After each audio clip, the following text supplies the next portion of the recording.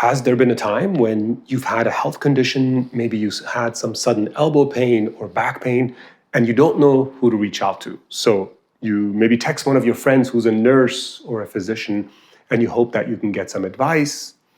But all the while, you have your own primary care doctor in your insurance network, and there's no way to reach that person. Maybe you reach out to their office, you go through the telephone tree, and eventually you get an appointment a week or two out. All the while, you're dealing with the elbow pain, you're dealing with the back pain, and you get some general advice from your friend who might also be reluctant to give you too much advice.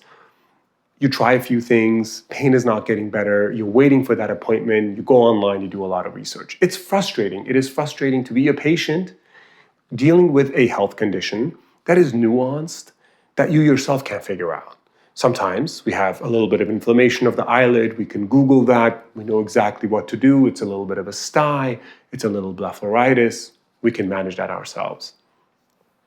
Healthcare has gotten complicated, and I'm not quite sure why. There's a lot of theories. Some say that it is the healthcare systems which have gotten greedy, or maybe the government hasn't put in enough regulation. Some say that physicians just don't want to spend time with their patients anymore. And all the while, the statistics are there. We know that the average person who goes to their primary care doctor is going to spend about 7 to 10 minutes on average with that doctor face to face. Now, even with their annual physicals, it might stretch out to 15 minutes, but not much more than that. So when they go in, they might get some blood testing, they might get some lab testing or some other testing. Whatever is discovered, that primary care doctor is really only going to have enough time to say, this is the medication we're going to use for you. This is the treatment that we're going to do for you. There's not enough time to talk about lifestyle coaching, diet, nutrition, stress, or even just uncovering, hey, what could this blood pressure be coming from? Maybe you're eating something that's setting it off, something very unique. Maybe you're not getting enough magnesium in your diet. Maybe all we need to do is add some magnesium. Maybe you're snoring too heavy at night. Maybe you're eating too late in the day, and so your sleep is disrupted. Simple stuff that takes a little bit of detective work that I think even the most modern large language models or AI-based algorithms really don't do a good job of teasing out, because they're based off of other words that we've used in clinical medicine, which doesn't really help uncover these things, right? So we've trained it on models that are probably not the best. The reason I made this video is because I've had too many friends, too many colleagues who reach out to me. I'm a board-certified family medicine physician. They reach out to me for advice. Hey, Mo, what do I do? What do I do about this? What do I do about that? What's your advice on this? How would you handle this? I can't go to see my doctor. Can you give me a prescription? I can't get in to see the specialist. Can you give me a recommendation?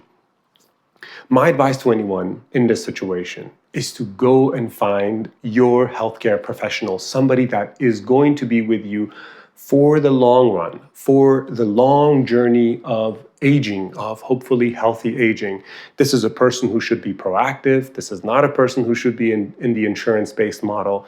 The insurance-based model reimburses a physician for interventions, for things that they do. The less things they do, the less likely it is that they're going to get paid.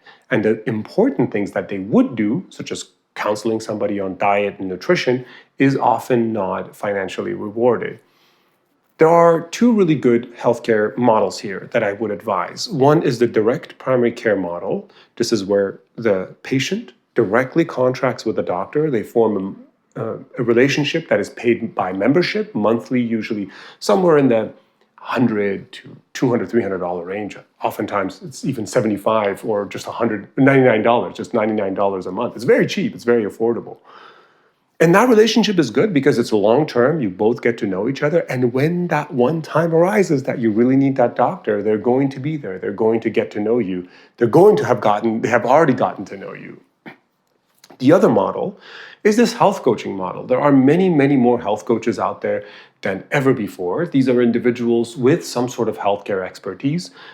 Of course, my biased opinion, being a health coach, is that this person should have a strong clinical background, but maybe they're just a biohacker themselves and they've really understood health from many different perspectives, and they certainly can share with you what their experience is. I do both. I do direct primary care and I do health coaching. I do both because I want to reach different audiences and offer different services. A lot of people are completely reluctant to get into any kind of Western medical interventions, so they prefer to have a health coach.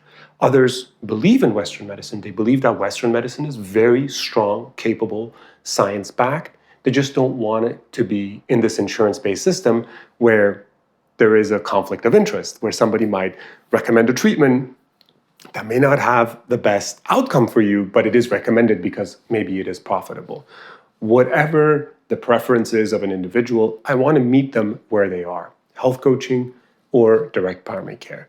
But in this day and age, the way the healthcare system is now and the way it's going to be moving forward in the near future, I just don't see how many individuals in America or around the globe are going to be able to navigate the complexities of health and healthcare without someone like that.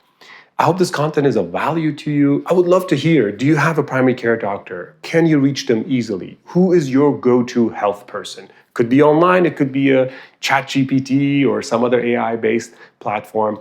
Please leave some answers in the comments below, and thank you for tuning in.